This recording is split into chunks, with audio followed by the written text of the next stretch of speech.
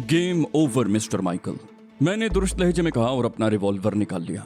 वो शख्स अचानक बोला जिसने माइकल पर छलांग लगाई थी, फायर मत करना। लम्हे भर को मेरा ध्यान बट गया। माइकल के लिए इतना ही काफी था। वो बर्क रफ्तारी से उठा और अंधेरे में छलांग लगा दी। मैंने पहले उस पर फायर करने का इरादा किया, मगर ये सोचकर रुक गया कि धमाके की आवाज से पुलिस इधर मुतवज्जे हो जाती। दूसरे ही लम्हे मैंने भी उसके पीछे दौड़ लगा दी, मगर वो तो अंधेरे में किसी छल्लावे की तरह गायब हो चुका था।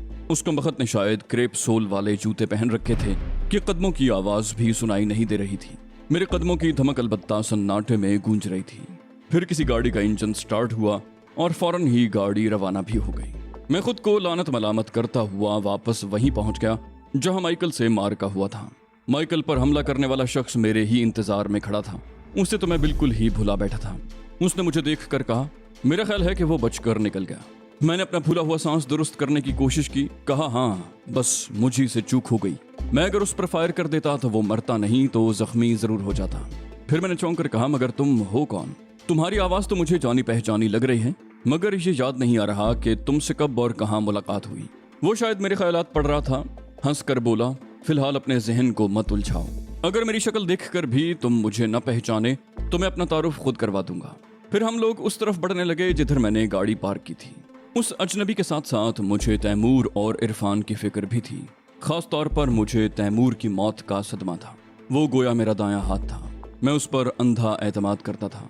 बेशुमार मौकों पर उसने मेरे लिए जान की बाजी लगाई थी। तैमूर को याद करके मेरे सीने में एक हुक सी उठी। न जाने अल्लाह ने मुझे किस आजमाइश में डाल दिया था। मेरे सब जानेसार एक एक करके मुझसे बिछड़ रहे थे। ग्लोरिया की तरफ से तो फिर भी मुझे एक आस थी कि उसकी जिंदगी के इम्कानात 50-50 थे। मैं गाड़ी तक पहुंचा तो मेरे अजनबी हमदर्द ने नरम लहजे में कहा, हौसला रखो कामरान, तुम रो रहे हो। उसके कहने पर मुझे एहसास हुआ कि मेरी आंखों से आंसू बह रहे थे। उसे अंधेरे में न जाने कैसे ये एहसास हो गया था कि मेरी आंखों से आंसू बह रहे हैं। मैं स्टीयरिंग सीट पर बैठने लगा तो उसने मुझे रोक दिया। बोला, इस हालत में तुम सही तरह ड्राइविंग भी नहीं कर सकोगे, इसलिए ड्राइविंग मुझे करने दो। मैं खुद भी ड्राइविंग करने के मूड में नहीं था, इसलिए चुपचाप उसके साथ पैसेंजर सीट पर बैठ गया। वहां से वो सीधा कैंट स्टेशन पहुंचा और तीसरे दर्जे के एक होटल में पहुंच गया। मैंने होटल के लाउंज में उसकी शक्ल देखी तो चौंक कर रह गया। वो इंटेलिजेंस का एक अफसर कैप्टन जावेद था। वो उन अफसरों में से था जो कब्र तक अपने टारगेट का पीछा करते हैं और उसे जिंदा या मुर्दा पकड़ लेते हैं। गोया वो मुझे पकड़ने में कामयाब हो गया था। इंडिया जाने से पहले भी उससे आंख मचोली होती रही थी और खुशकिस्मती से हर बार मैं बच गया था। मैं पै दर पै सदमात की वजह से जहनी तौर पर इतना टूट फूट चुका था कि फौरी तौर पर कुछ समझ में ही नहीं आया कि मुझे क्या करना चाहिए। जावेद ने एक डबल रूम बुक करा लिया और मुझसे कमरे में चलने को कहा। मैंने जल्दी से वो सूटकेस उठा लिया जिसमें नोट थे और दिल ही दिल में कहा, कप्तान साहब, तुम इसे अपनी फतह समझ रहे हो, मगर मैं अभी तुम्हारी फतह को शिकस्त में बदल दूंगा। होटल का कमरा इंतहाई गलीज और घुटन ज़दा था, या फिर मुझे घुटन का एहसास कुछ ज्यादा ही हो रहा था। जावेद कमरे का दरवाजा बंद करके घूमा तो चौंक कर रह गया, क्योंकि इतनी देर में मेरा रिवॉल्वर बाहर आ चुका था। मैंने जहरीले लहजे में कहा, कोई चालाकी मत दिखाना कप्तान साहब, तुमने अब तक जितनी चालाकी दिखाई वही काफी है। जावेद भिन्ना कर बोला, क्या मतलब है तुम्हारा? मैं तुम्हें धोखे से यहाँ लाया हूँ। फिर वो हंसने लगा और बोला, कामरान, तुम इस वक्त जहनी इंतशार का शिकार हो, इसलिए अपने साये से भी भड़क रहे हो। तुम्हारी जगह मैं होता तो मेरा भी यही हाल होता। अगर तुम अकल से काम लेते तो ये सोचते कि मैं तुम्हें गिरफ्तार करता तो सबसे पहले तुम्हारी तलाशी लेता। मैंने दुरुस्त लहजे में कहा, फिर आखिर तुम मुझे यहाँ क्यों लाए हो? मुझसे तुम्हें क्या दिलचस्पी है? जावेद ने कहा, पहले ये रिवॉल्वर जेब में रखो, फिर इंसानों की तरह बात करो। फिर वो मुस्कुराकर बोला, मेरे पास तुम्हारे लिए 2 अच्छी खबरें हैं। मैंने तंजिया लहजे में कहा, तुम लोगों से कभी कोई खुशखबरी सुनने को मिली है जो अब मिलेगी? मैंने रिवॉल्वर जेब में रख लिया। कहा, चलो तुम्हारे कहने पर मैं रिवॉल्वर जेब में रख लेता हूँ, मगर ये कोई इतना बड़ा मसला नहीं है। ये बात तुम भी अच्छी तरह जानते हो कि मेरे ये हाथ रिवॉल्वर से भी ज्यादा खतरनाक हैं। वो बोला, हाँ, मैं जानता हूँ कि तुम्हारे हाथों की जगह 7mm और G3 की राइफल्स फिट हैं। जरूरत के वक्त तुम्हारे मुंह से मार्टर के गोले बरामद होते हैं। मैंने उसे टोक दिया, कहा, काम की बात करो, मेरे पास जाया करने को वक्त नहीं है। लम्हे भर को वो भी झुंझला गया, फिर संभल कर बोला, पहली खुशखबरी ये है कि नई हुकूमत ने तुम्हारे तमाम मुकदमात एक शर्त पर खत्म करने का फैसला किया है। मैंने कहा, अब लगे हाथों मुझे वो शर्त भी बता दो। वो बोला, शर्त यह है कि अब तुम सिर्फ और सिर्फ हुकूमत के लिए काम करोगे। मैंने चौंक कर उसकी तरफ देखा, कहा, ये कोई नया जाल है? जावेद ने बुरा सा मुंह बनाकर कहा, अहमक हो तुम, और तुम्हारी यादाश्त भी घास चरने चली गई है। जरा याद करो, तुम पाकिस्तान क्यों और कैसे आए थे? उसके लहजे में भी तंज था। मैंने कहा वो तो मुझे CMLA ने। उसने कहा और हुकूमत किसकी है? उसका अंदाज ऐसा था जैसे किसी प्राइमरी के बच्चे को पढ़ा रहा हो। फिर मुस्कुराकर बोला, तो ये नया जाल कैसे हो सकता है? मैंने उलझकर कहा, मगर हुकूमत मुझसे क्या काम लेना चाहती है? वो बोला, तुम कोई फॉरेन क्वालिफाइड इंजीनियर या सर्जन तो हो नहीं, ना माहिर माशियात हो, ना तुम किसी टेक्नोलॉजी में महारत रखते हो। फिर हुकूमत तुमसे भला क्या काम ले सकती है? मैंने तल्ख लहजे में कहा, बकौल हुकूमत के मुझे सिर्फ एक काम आता है, दहशतगर्दी। कल तक मैं दहशतगर्द था और मेरे सर की कीमत मुकर्रर थी। आज हुकूमत को मुझसे क्या काम पड़ गया? जावेद ने कहा, तुम कुछ ज्यादा ही जज्बाती हो रहे हो। ये कोई नया जाल नहीं है। इस बात की जमानत मैं तुम्हें देता हूँ कि तुम्हें गिरफ्तार नहीं किया जाएगा। मुझे बेख्तियार हंसी आ गई। मैंने कहा, तुम दोगे जमानत? CMLA के सामने तुम्हारी हैसियत ही क्या है? ये तो ऐसी ही बात है कि चूहा दूसरे चूहे से कहे कि हाथी से तुम्हें मैं बचाऊंगा। जावेद बेख्तियार हंसने लगा। बोला, मैं तो समझता था कि तुम इंतहाई अक्खड़ और बदमिजाज होगे, मगर तुम में तो हिस्से मजाह भी मौजूद हैं और मिसालें भी खूब ढूंढ ढूंढ कर लाते हो। फिर वो संजीदा हो गया। बोला, इसकी नौबत ही नहीं आएगी। तुम शायद अपना वो कारनामा भूल गए हो जो तुमने इंडिया में सरअंजाम दिया है। हाँ, बातों बातों में वो दूसरी और अहम खबर बल्कि खुशखबरी तो रह गई। जावेद ने कुछ तवक्कुफ किया। मैं बेचैनी से उसके बोलने का मुंतजिर था। वो बोला, दूसरी खुशखबरी ये है कि तुम्हारे दोनों साथी तैमूर और इरफान जिंदा हैं। उसने गोया धमाका कर दिया। मैं उछलकर खड़ा हो गया। कहा, वाकई तैमूर जिंदा है? मगर उसकी तो लाश। अब तुम कह रहे हो कि देखो, अगर ये मजाक है तो बहुत भौंटा मजाक है। मेरे मुंह से बेरब्त जुमले निकल रहे थे और आवाज लरज रही थी। मुझे भी अब तक यकीन नहीं आ रहा था कि तैमूर जिंदा है। मैंने पूछा, अगर वो जिंदा है तो वो है कहाँ? जावेद ने कहा, सब्र से काम लो, तुम जरा आराम कर लो, हम अभी उसी की तरफ चलेंगे। मैंने बेताबी से कहा, मैंने भला कौन से पहाड़ काटे हैं जो मैं आराम करूं? चलो अभी तैमूर के यहाँ चलते हैं। वो अगर जिंदा है तो चला कहाँ गया? तुम्हारे साथ क्यों नहीं था? जावेद ने मेरी बात काट दी। बोला, मैंने कहा ना, सब्र से काम लो। पहले हम अपने क्वार्टर जाएंगे, वहां से तमाम मामला तय करने के बाद तैमूर की तरफ जाएंगे। मैं झुंझला गया। कहा, मगर क्यों? तुमने तो अभी से मुझ पर पाबंदियां लगाना शुरू कर दी। वो बोला, बात असल में यह है कि तैमूर और इरफान इस वक्त CMH में हैं। वो माइकल के साथियों के हाथों जख्मी हो गए थे, मगर उनके जख्म मामूली हैं और हालत खतरे से बाहर है। मैंने सवालिया अंदाज में कहा, जख्मी हो गए थे? मगर तुम्हें कैसे मालूम कि उनकी हालत खतरे से बाहर है और वो मामूली जख्मी है? जावेद बोला, मैं शाम से ही माइकल का ताक़ुब कर रहा था। उसके साथ 2 आदमी और थे। वो मुख्तलिफ जगहों पर घूमता हुआ डिफेंस के एक बंगले में पहुंचा। बंगले में जाने के तकरीबन आधे घंटे बाद वो फिर बरामद हुआ। इस मर्तबा उसका रुख कोरंगी की तरफ था। मैं मोहतात अंदाज में उसका पीछा करता रहा। वहां से वो गाड़ियों के एक वर्कशॉप पर पहुंचा और वहां काम करने वाले एक लड़के से पूछा कि सेठ के पास कोई मेहमान तो नहीं आया। लड़के ने इस बात में जवाब दिया। उसने तुम्हारा हुलिया दोहराया और न सिर्फ हुलिया दोहराया बल्कि नाम भी लिया। ये सारी तफसीलात मुझे भी उसी लड़के से मालूम हुई हैं, क्योंकि जब वो पुछगिछ कर रहा था मैं वहां से काफी फासले पर खड़ा था। लड़के ने मुझे बताया कि यहाँ से वो लोग उस्ताद के घर गए हैं। मैंने उसे बताया कि वो उस्ताद के दुश्मन हैं और वो उससे वर्कशॉप के मालिक नाजिम का पता लेकर माइकल के पीछे रवाना हो गया। नाजिम शायद उसी वक्त वापस पहुंचा था, क्योंकि उन लोगों ने उसे घर में घुसने से पहले ही घेर लिया था। फिर वो लोग उसे गन पॉइंट पर उस मकान में ले गए जहां तुम लोग ठहरे हुए थे। मैं भी साए की तरह साथ लगा हुआ था। वहां पहुंचकर माइकल को शदीद मायूसी हुई जब उसे ये मालूम हुआ कि तुम वहां मौजूद नहीं हो। उसने अपने दोनों आदमियों को वहीं छोड़ा ताकि वो तैमूर, इरफान और नाजिम की निगरानी कर सकें और खुद बाहर निकलकर इर्द गिर्द का जायजा लेने लगा। वो शायद ये अंदाजा लगाने की कोशिश कर रहा था कि अगर तुम लौटे तो किस तरफ से आओगे। उसने अपनी गाड़ी मैदान के दूसरे सिरे पर एक कोने में पार्क की। मुझे अंदाजा था कि वो तुम्हें जिंदा पकड़ेगा और इसी गाड़ी में अगवा करने की कोशिश करेगा। मैंने यही सोचकर कॉर्नर के एक खाली मकान को मुंतखब किया और उसकी छत पर छुप कर बैठ गया। ये एक रिस्क था, मगर मैं ये रिस्क लेने पर मजबूर था। माइकल हर 5-10 मिनट के बाद मकान से बाहर निकलकर इर्द गिर्द का जायजा ले रहा था। मैं अगर वहां न छुपता तो उसकी नजरों में आ जाता। फिर अचानक मकान की तरफ से शोर शराबे और धमाकों की आवाजें सुनाई दी। मैं सन्नाटे में रह गया और यही समझा कि माइकल ने तवील इंतजार से उकताकर तुम्हारे साथियों को कत्ल कर दिया है। फायरिंग के शोर से पूरा मोहल्ला बेदार हो गया। उसी वक्त मैंने माइकल को देखा जो एक करीबी मकान की छत पर चढ़ गया था। मैंने उसे टोक दिया।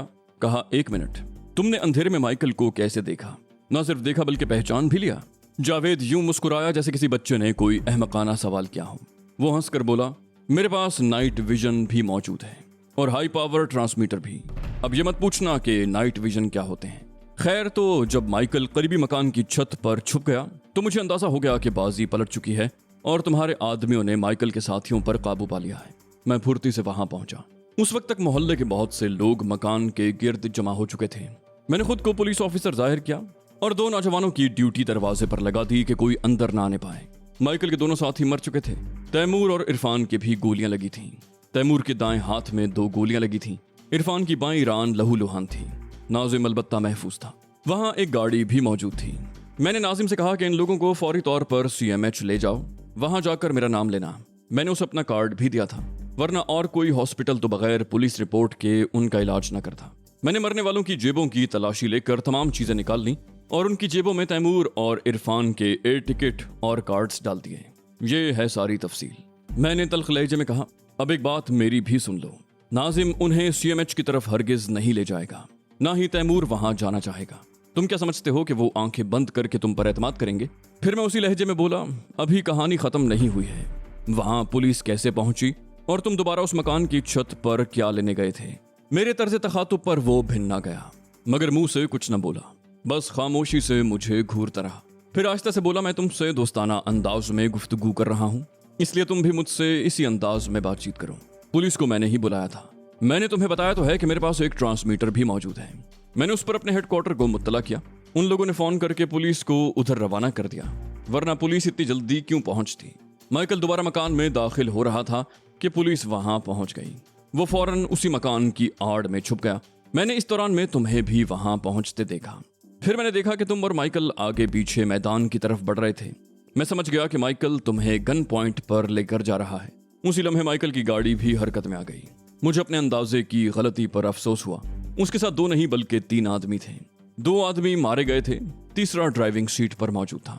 आगे तो तुम जानते ही हो कि क्या हुआ, या मजीद तफसील बताऊं? मैंने कहा, सवाल फिर वही है कि आखिर नाजिम उन लोगों को कहां ले गया है। मैं शर्त लगाने को तैयार हूं कि वो उन्हें CMH नहीं ले गया होगा। जावेद ने कहा, अगर उसने ये हिमाकत की होगी तो खुद भी परेशानियों में गिरफ्तार होगा और तुम्हारे दोनों साथियों को भी परेशानियों में मुब्तला करेगा। मैंने अपनी बात पर जोर देकर कहा, अब जो कुछ भी हो, मगर वो लोग वहां नहीं गए होंगे। चाहो तो अभी कंफर्म कर लो, तुम्हारे पास तो ट्रांसमीटर मौजूद है। मेरा लहजा फिर तंजिया हो गया। जावेद ने कहा, कंफर्म भी कर लूंगा, मेरा ख्याल है कि पहले कुछ खा पी लिया जाए। भूख के मारे मेरा दम निकला जा रहा है। मैंने कहा, मुझे कुछ खाने की ख्वाहिश नहीं है। मैं तो वहां से खा पी कर निकला था और तुम ये भूल रहे हो कि हम इस वक्त किसी 5 स्टार होटल में नहीं बल्कि घटिया दर्जे के एक होटल में हैं। यहाँ इस वक्त किचन में बिल्लियां लौट रही होंगी। जावेद फिर हंसा, बोला, और तुम भी शायद भूल रहे हो कि हम कराची कैंट रेलवे स्टेशन के नजदीक हैं। यहाँ कुछ होटल सारी रात खुले रहते हैं। अगर यहाँ कुछ न भी मिला तो हम दूर जा सकते हैं। वहां तो एक होटल लाजमी तौर पर रात भर खुला रहता है।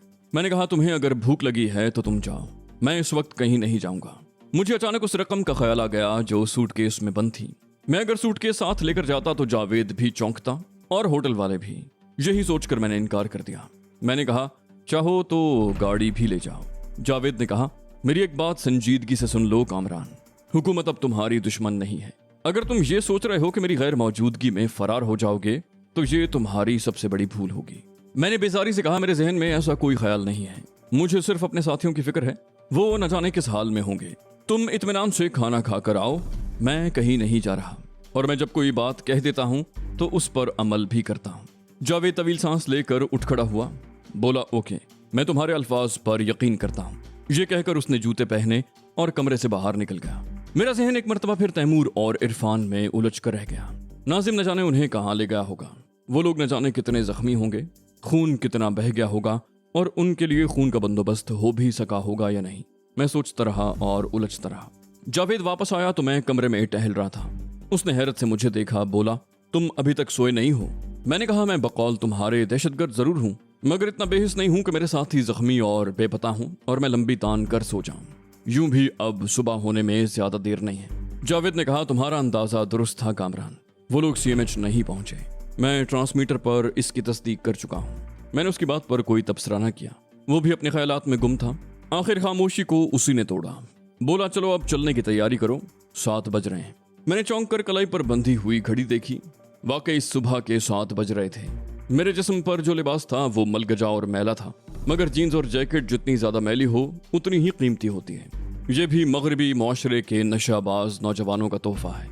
वो लोग तो अपनी मफलूकुल हाली की वजह से महीनों एक ही लिबास चढ़ाए रहते हैं, मगर हमारे खुशहाल तबके के नौजवान जो चमचमाती हुई कीमती गाड़ियों में सफर करते हैं, उनकी नक्काली में जीन्स पहनकर फटे हालों में घूमते हैं और फख्र महसूस करते हैं। मेरे साथ तो ये मजबूरी थी कि मैं तो दायमी तौर पर हालत सफर में था। जावेद बाथरूम में जा चुका था। हम लोग फ्रेश होकर होटल से निकले तो 8 बज रहे थे। स्टेशन के नजदीक बसों, वैगनों और टैक्सियों का अजदहाम था। वहीं एक होटल में हमने गर्मा गर्म पूरियों और हलवे का नाश्ता किया और रवाना हो गए। स्टीयरिंग उस वक्त भी जावेद के हाथ में था। मैंने भी उससे ये पूछने की जरूरत न समझी कि वो अब कहाँ जा रहा है। मुश्किल से 20 मिनट के बाद हम पुरानी जर्द ईंटों और खपरेल की छत वाली एक इमारत के सामने खड़े थे। इमारत का कुछ हिस्सा बाद में भी तामीर हुआ था। वो हिस्सा बिल्कुल जदीद तर्ज का था। ये कहना मुनासिब होगा कि वो इमारत कदीम और जदीद का हसीन इम्तिजाज थी। इमारत का आहनी फाटक न सिर्फ बंद था बल्कि उससे कुछ फासले पर एक चेक पोस्ट भी थी, जिसके आगे एक बैरियर ने रास्ता मसदूद कर रखा था। जावेद ने हॉर्न दिया तो एक बावर्ती संतरी ने आहनी गेट की सलाखों के पीछे से झांका, फिर आहनी गेट का एक पट खोल दिया। वो शायद जावेद को पहचानता था। गाड़ी रेंगती हुई चेक पोस्ट के नजदीक पहुंची तो जावेद को और मुझे नीचे उतरना पड़ा। वहां जावेद ने अपना सरकारी शनाख्ती कार्ड दिखाया और मुझे अपने दोस्त की हैसियत से मुतारिफ करवाया। फिर रजिस्टर में खाना पूरी की गई। यूं उस चेक पोस्ट से 10 मिनट के बाद हमें फरागत हुई। वहां से जावेद सीधा चलता गया। थोड़ी दूर जाकर वो दाएं हाथ पर उस हिस्से की तरफ घूम गया जो जदीद तर्ज पर तामीर किया गया था। इमारत के सामने एक पार्किंग लॉट भी मौजूद थी। जावेद ने अपनी गाड़ी वहीं पार्क की और इमारत के बरामदे की तरफ बढ़ा। मैं किसी रोबोट की तरह उसके पीछे पीछे चल रहा था। कॉरिडोर में चलते चलते वो एक कमरे के सामने ठहर गया। दरवाजे पर नेम प्लेट मौजूद थी मगर मैं खाली उस ज़हनी के आलम में दरवाजे को घूरता रहा। जावेद की हल्की सी दस्तक के जवाब में अंदर से एक भारी और पुरवकार आवाज सुनाई थी, यस कम इन। जावेद ने आस्तगी से दरवाजा खोला और मुझे अपने पीछे आने का इशारा किया और अंदर दाखिल हो गया। कमरे में जहाजी साइज मेज के पीछे बेद की रिवॉल्विंग चेयर पर बावकार सा एक अफसर बैठा हुआ था। जावेद ने उसे सलाम किया और बोला, मैं कामरान को ले आया हूं सर। बावकार शख्स चौंक कर अपनी कुर्सी से उठ खड़ा हुआ और गौर से मेरा सर तपा जायजा लेकर बड़बड़ाया, ओह यू और कामरान। मैंने आहिस्तगी से कहा, यस सर। वो बोले, इंडिया से वापसी पर तुम्हें फौरन हमसे मिलना था मगर तुम तो हमसे छुपते फिर रहे हो, क्यों? इस क्यों के जवाब में मुझे शुरू से आखिर तक उसे पूरी बात बताना पड़ी। वो पुरख्याल अंदाज में बोला, आई सी, तुम्हारे ख्याल में वो अमरीकी लड़की इस वक्त कहाँ होगी? उसका इशारा ग्लोरिया की तरफ था। मैंने मुअद्दब लहजे में कहा, मैं नहीं जानता सर, वरना अब तक उसे रिहा करने की कोई तदबीर कर चुका होता। वैसे इतना मुझे यकीन है कि वो मूसा खान के कब्जे में है। उसने भवें उचकाकर पूछा, इस यकीन की वजह? मैंने कहा, इसकी वजह माइकल है। उसने मूसा खान की खिदमात हासिल कर रखी है। वो मेज पर हाथ मार कर धाड़ा, मूसा खान? ये मूसा खान जिस दिन मेरे हत्थे चढ़ गया वो दिन उसकी जिंदगी का आखिरी दिन होगा। मैंने दबे दबे लफ्जों में कहा, सर अगर आप इजाजत दें तो वो आपके हत्थे तो आज भी चढ़ सकता है। वो गुर्रा कर बोला, मेरा मतलब ये नहीं है, मैं कानूनी तौर पर उसे गिरफ्तार करना चाहता हूँ और इसके लिए सबूत की जरूरत है। क्या तुम मुझे सबूत मुहैया कर सकते हो? मैंने जल्दी से कहा, ऑफ कोर्स सर, मगर पहले मैं ग्लोरिया और तैमूर का सुराग लगाऊंगा, उसके बाद ही कुछ कर सकता हूँ। ऑफिसर ने घूर कर मुझे देखा, बोला, क्या वो अमरीकी लड़की तुम्हारे लिए इतनी अहम है कि तुम उसके लिए मुल्क की नौयत के काम छोड़ सकते हो? मैंने जल्दी से कहा, मेरा मतलब ये नहीं था सर, असल में अकेला तो मैं इतना काम कर ही नहीं सकता। ग्लोरिया और तैमूर मेरे मिजाज से आशना है, मेरी लाइन ऑफ एक्शन समझते हैं, बस ये बात है, वरना इस मुल्क की खातिर तो मेरी जान भी हाजिर है। मैं जब विनोद पांडे के पीछे गया था तो किसी ने मुझसे ऐसा करने को नहीं कहा था। हुकूमत ने मुझे कोई सिक्योरिटी, कोई टीए नहीं दिया, बल्कि उल्टा मेरे रास्ते में रुकावटें खड़ी करने की कोशिश की। मुझे दहशतगर्द का खिताब दिया गया और मेरे सर की कीमत मुकर्रर की गई। उसके बावजूद मैंने अपने मिशन को मुकम्मल किया। इंडिया में भी मेरे सर की कीमत मुकर्रर है, मगर ये उनका हक है। तकलीफ तो मुझे अपने हम वतनों के रवैये से पहुंची। मैं आहिस्ता आहिस्ता जज्बाती हो गया। फिर कहा, एक दहशतगर्द भला आपके क्या काम आ सकता है? हाँ, सिर्फ ये हो सकता है कि आप मुझे कानून के हवाले कर दें और इनाम की खती रकम के हकदार बन जाएं। ऑफिसर ने दुरुस्त लहजे में कहा, बस बोल चुके तुम या अभी और कुछ कहना है?